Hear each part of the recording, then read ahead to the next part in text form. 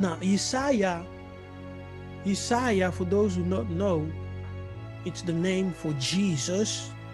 His real name is Yiseka'yah, the one who comes in the name of Yah. Now, Yiseka'yah had the spirit without measure. Yes, can you imagine that? He was able to do whatsoever he wanted.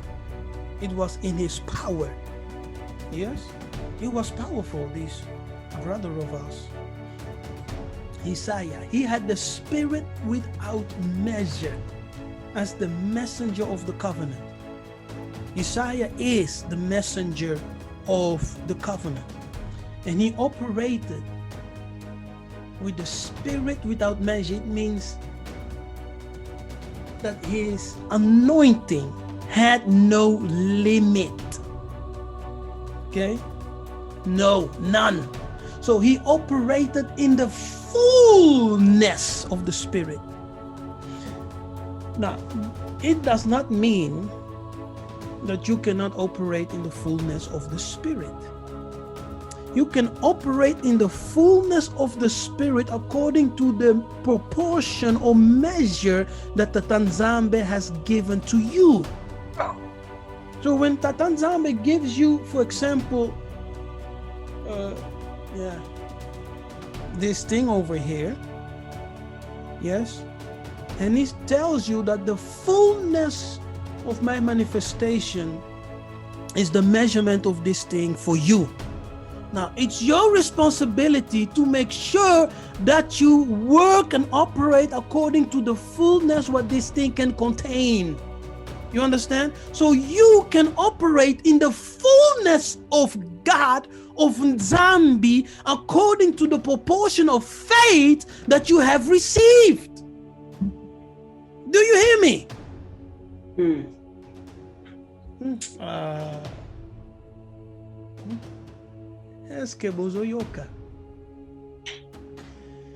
So he operated in the fullness of the Spirit, manifesting the 9 gifts and the power of the 7th Spirit. Yes. For with Yah, nothing will be impossible. When you dominate the spiritual realm, because the spiritual realm is the real reality. You understand? The physical is just an appearance of the spiritual realm.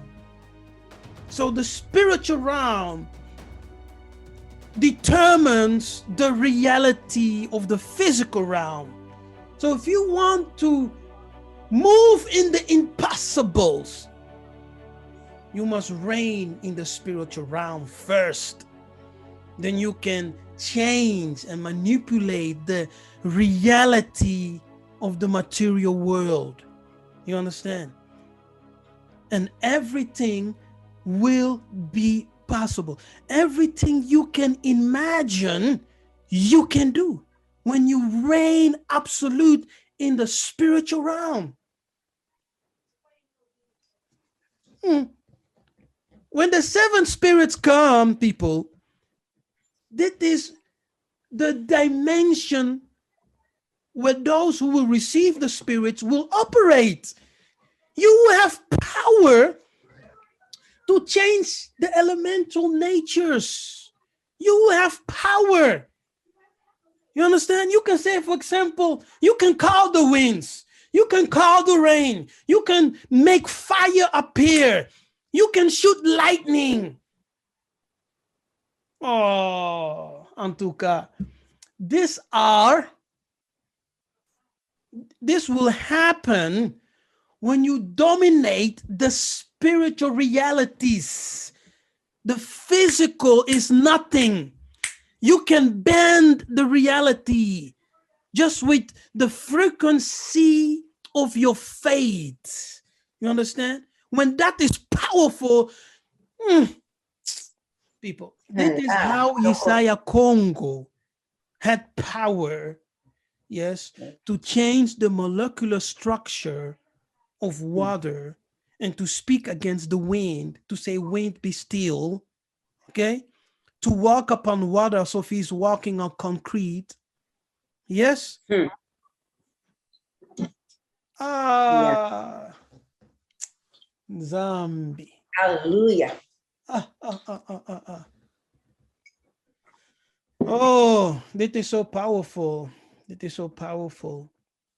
So, for literally, if we translate the text of Luke 1, verse 37, literally it will say, for with Yah, no rhema word shall be powerless, without effect. Hallelujah. Now, growing up in Congo traditions and culture, when someone said something evil, yes, I will hear my mother say, because my mother is a prayer warrior. Hey, if you're looking trouble, just mess with her. She will send fire, lightnings, all spiritual weapons will come your way, and you will not know how to defend yourself. So when she hears something's negative, like a curse or whatever, she will always say, sans effet, na kombo ya Yesu. Sans effet. Hallelujah. Sans effet. Sans effet. Nabi Jonathan knows what I'm talking about. He knows what I'm talking about. Sans effet. Na kombo ya Yesu mokonzi. It will be without effect. For with Yah no rhema word shall be powerless, without any effect. When you go to the book of 1 Samuel 3, it will tell you, I think one of the last verses, that Nzambe said that he did not allow one of the words of Isamuele to fall on the ground. You understand? He did not allow one of his words, the words of Isamuele, to fall on the ground. Actually, let's go there and read that verse. It's too powerful. Let's go there. 1 Samuel 3.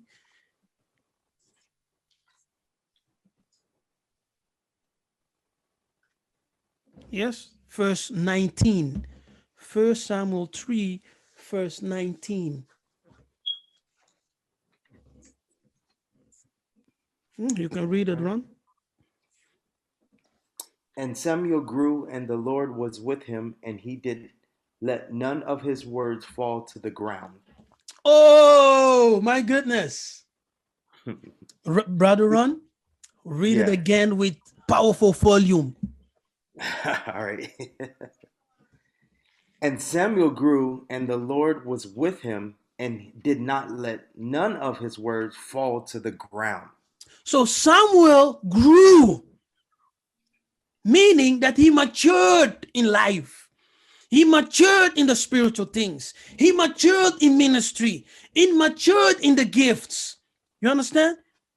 There must be, you must develop, you must grow. When you stay in the elementaries of the faith and of gift and of walking with that Nzambe, you can never receive the deep things. You must grow. And that Nzambe has given you the time to develop, to grow.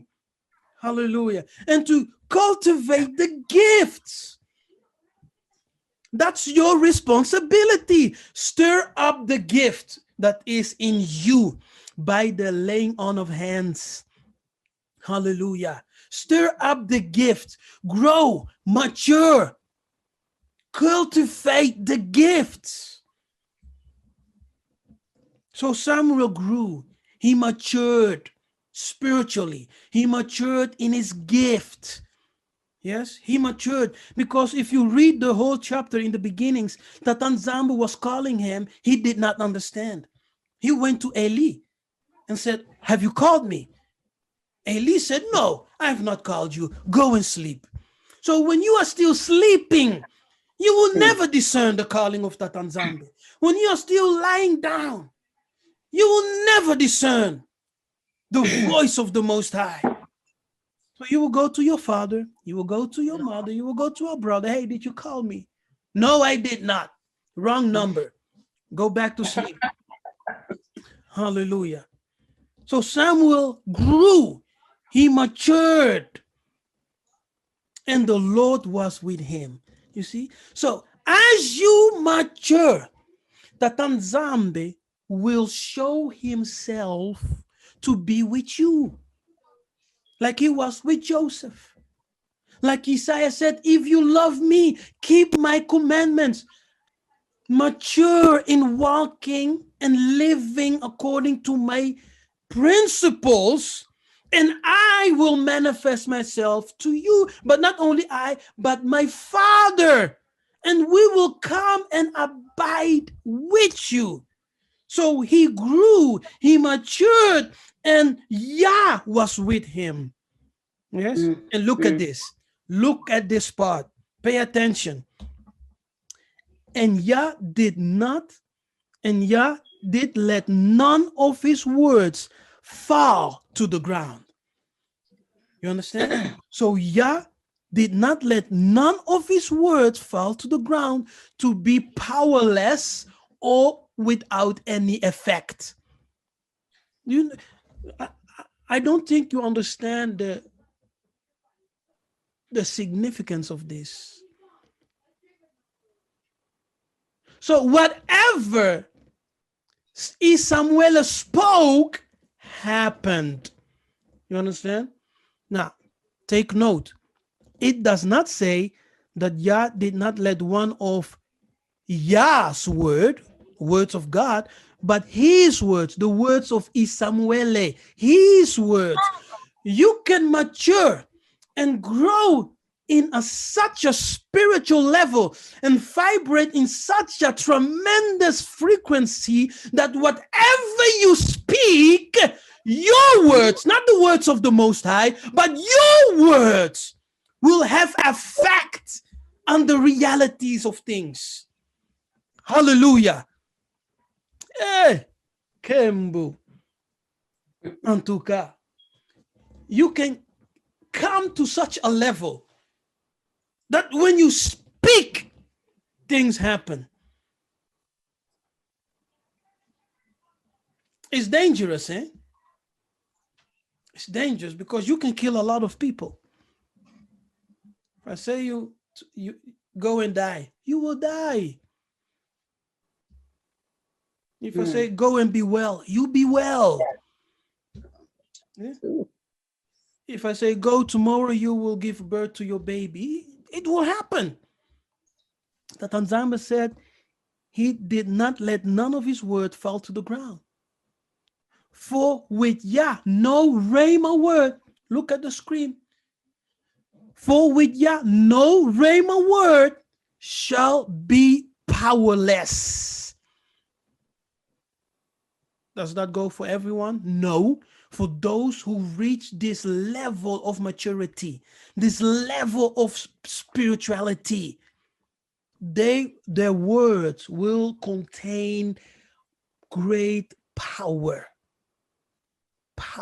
Because when you speak from that level, the words that you release are vibrating in such a power that they obey, the reality obeys the frequencies, the levels of power and energies, the lights and the sound that comes out of your mouth. It creates whatever you have spoken. Yes? The Tanzambe says it like this: no words that come out of my mouth will return to me empty-handed, without results. Do you know that you can come to that level? That no word that you speak will be without result? When the seven spirits begin to manifest, people will begin to fear you. They will begin to fear the Bena Congo Benanzambi. Do you hear me? Okay. Let's go to the book of Acts. 5 verse 13.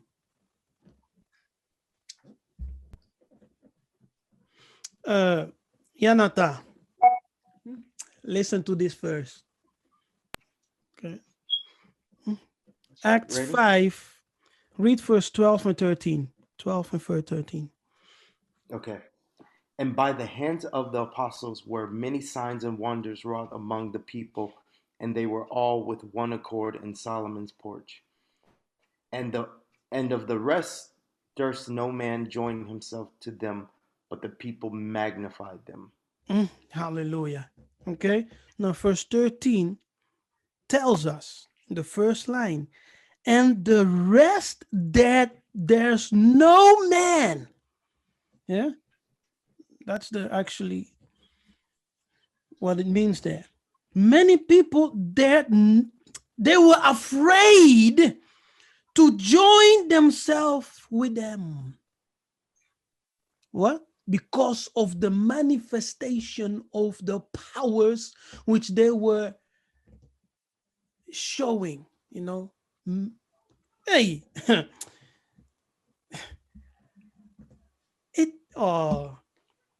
verse 13, and of the rest that no man, they were afraid to join because of the level of wonders and miracles that the apostles were doing. It was insane, and people were afraid. You understand? They were afraid. They were like, no, if I join these people, I risk to die. Because the apostles were killing people also. When you came into when you came into that space and you were not righteous, you were not living according to the divine principles, you were a liar, stealer, fornicator, whatever, you risk of dying. Yes. Because Apostle Kepha here, he just said, you lied against the Most High. And they fell dead. Boom, dead. Hallelujah. Just by words. You lied. Boom, dead. Hallelujah.